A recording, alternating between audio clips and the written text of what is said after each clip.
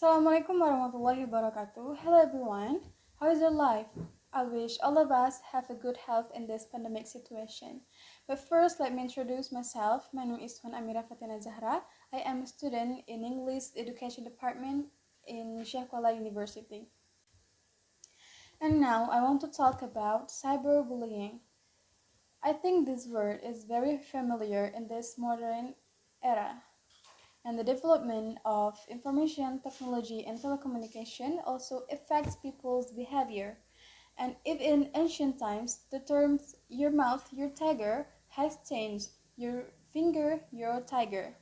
From these tiny fingers, people post derogatory words, hate speech, hoaxes, vulgarity, and fake news that harms others. The most common case is cyberbullying through the social media until the victims experience depression. And cyberbullying is becoming a new phenomenon, especially among teenagers. Cyberbullying is more violent than bullying because it leaves digital traces such as photos, videos, or writings, and the impact of cyberbullying is also quite devastating because it can shake someone psychologically. So, what is cyberbullying? Cyberbullying is an act that is done consciously to harm or hurt others through the social media of computers or virtual world social network and cell phones and other electronic devices. This form of crime stems from behavior degrading and intimidating others through cyberspace. The goal is for the target to experience psychological disorders. And this new bullying model is even more dangerous because it can be done by anyone, anywhere, and anytime. Then, what are the types of cyberbullying?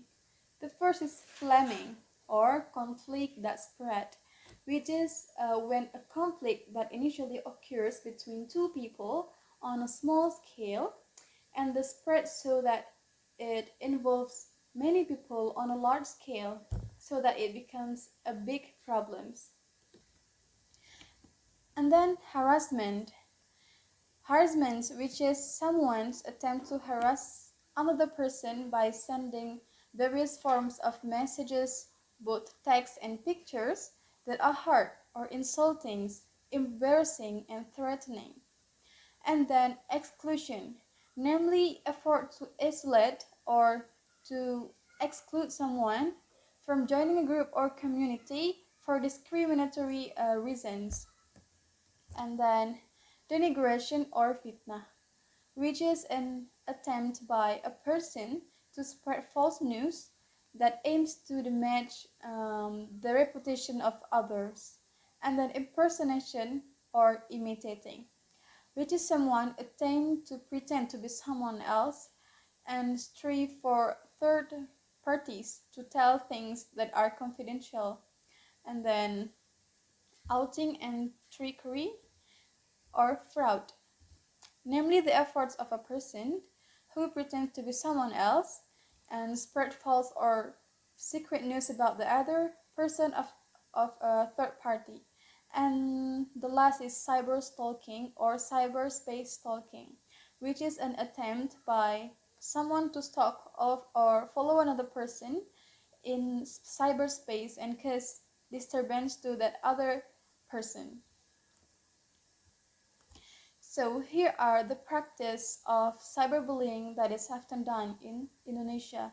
The first is make a repeated missed call, and then send an email or SMS containing insults or threats, and then spread unpleasant via SMS, email, comments on social networks like Facebook or Instagram, and then online identity theft or creating a fake profile, then doing activities that damage someone's good name, and then sharing private images without permission and generating private information or videos without permission and creating content blogs to harm someone.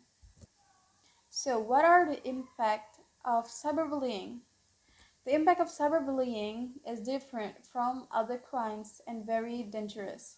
The first is depression until suicide desire.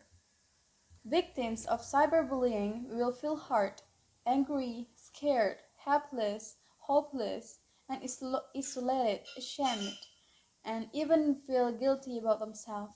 If this happens repeatedly and gets worse, the victim may have thought of suicide. And the second is disturbed physical to mental health.